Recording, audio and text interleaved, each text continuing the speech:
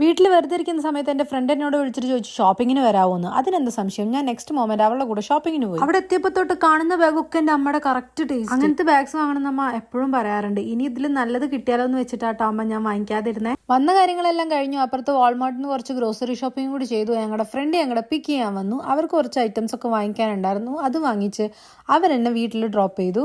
പൊതുവെ നമ്മൾ പെൺകുട്ടികൾക്ക് ഒരു സാധനം വാങ്ങി വന്നു കഴിഞ്ഞാൽ അതെല്ലാവരെയും കാണിച്ചു കൊടുക്കാൻ ഭയങ്കര ഇൻട്രസ്റ്റാണ്.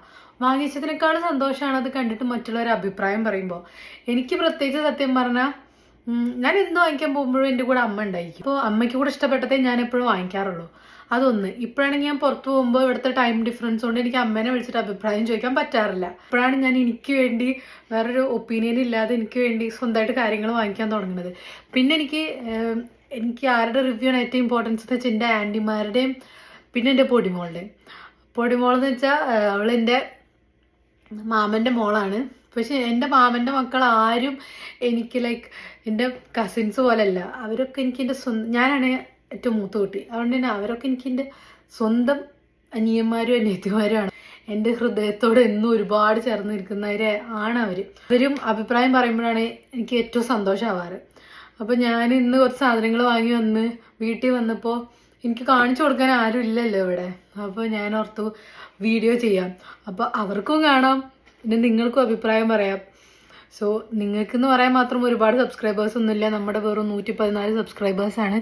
That's fine. എന്നാലും എനിക്ക് സന്തോഷമുള്ളൊരു കാര്യം ചെയ്യണമെന്നുള്ള സന്തോഷം എനിക്കുണ്ട്. ഞാൻ ഒരു ലിപ്സ്റ്റിക്ക് വാങ്ങിച്ചു.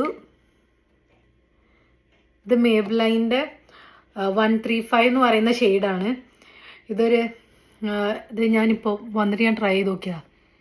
എനിക്കിഷ്ടപ്പെട്ടു. എന്തായാലും ഇങ്ങനത്തെ ഒരു ഷെയ്ഡിന് വേണ്ടി ഞാൻ കുറേ കാലം തപ്പി നടക്കാറ്. ഞാൻ കുറച്ച് ഡ്രസ്സ് വാങ്ങിച്ചിട്ടുണ്ടായിരുന്നു. അപ്പോൾ എൻ്റെ മൈൻഡിൽ കുറച്ച് ഡ്രസ്സിൻ്റെ ഐഡിയാസ് ഉണ്ട്. അപ്പോൾ എന്തിൻ്റെ കൂടെ പെയർ ചെയ്താലാ ഭംഗി. എന്തായാലും നമുക്ക് എപ്പോഴും ഒരു ബ്ലാക്കോ അല്ലെങ്കിൽ വൈറ്റോ പ്ലെയിൻ ടീഷർട്ട്സ് അങ്ങനെ എന്തെങ്കിലും ഉള്ളത് എപ്പോഴും നല്ലതാണ് പെയർ ചെയ്യാൻ വേണ്ടിയിട്ട്. അപ്പോൾ ഞാൻ ഇന്നൊരു വൈറ്റ് ടീഷർട്ട് കണ്ടപ്പോൾ ഒരു വൈറ്റ് പ്ലെയിൻ ടീഷർട്ട് വാങ്ങിച്ചു.